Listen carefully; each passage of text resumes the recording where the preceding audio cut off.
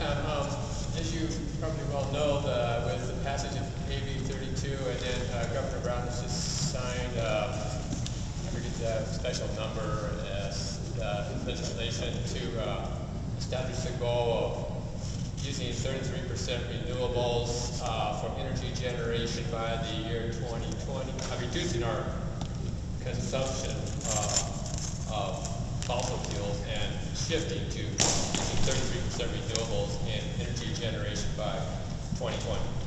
And so I was wondering what plans or guidelines the county is working on or has started on or is anticipating with respect to helping meet those goals and or programs that the Air Quality Control Board might have given an indication that they're going to roll out, and how do you think that might impact development in the county? Thank you. That's a good question, and I don't have a good answer. The one answer that I do have is that over the last few years, the county facilities have all been going up, doing upgrades to become more energy efficient, incorporate recycling programs, and all the things that they could do internally. That's been moving along pretty good, I think, over the last few years. In terms of establishing policies, it always gets to be a challenge for land use issues, and I think basically I would characterize the situation as I think the county is aware of these things. There are constraints.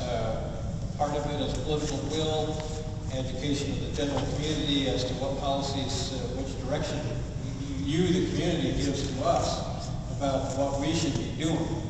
We're not supposed to be up there basically telling you what to do. It's supposed to be a partnership here. So how that will manifest on the streets, what kinds of policies, as you are aware, we talked about biomass earlier. That's a program that would potentially, well, certainly be connected to the county in some fashion. But I think you're kind of looking for, what does that mean in terms of development and smart growth, or am I leading? I'm just wondering if what's going on in terms of planning for this, or if you have any guidelines that have established. You know, I'm gonna actually defer this to a person who probably knows a whole lot more than this. Is Eve Diamond, who is the analyst and works in the board chambers to find out answers to questions. So Eve, did you have a comment? Probably what I said. I don't necessarily know the answer, but I can answer because, oh, I'm sorry.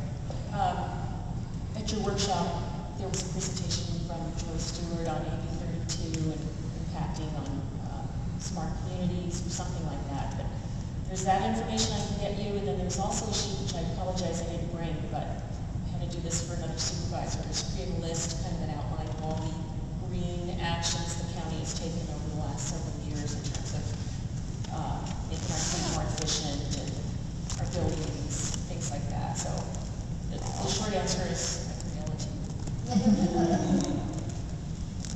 It's a challenge. I'll just mention again using the Loma Rica project as an example. It's fails air quality standards. And how does that, and that project has been in the works prior to AB 32, prior to the voters voting to turn down AB 20 or Proposition 23, which was going to try to change AB 32. So the California voters are pretty clear that they want to be going in a certain kind of direction. The challenge is, as I mentioned, and I think this is an issue that's kind of hindering full implementation of AB 32, is if you took it fully seriously, you could probably pretty much kill all development everywhere. And that's just not going to fly. So somewhere along the way, and I think that they're in process now trying to sort this thing out. What is this going to mean for individual communities and their challenges and things that they're facing?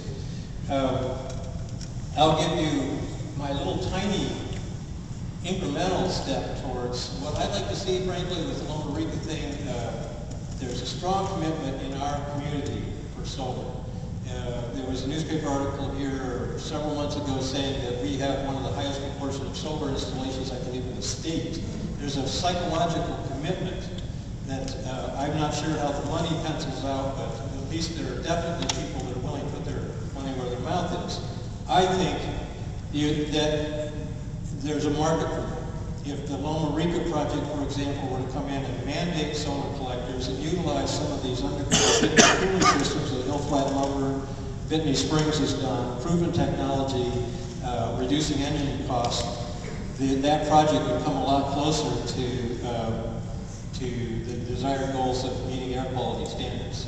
So those are the kinds of things I would think that's what I would look for in a model community, is something that's dramatically forwarding these important goals.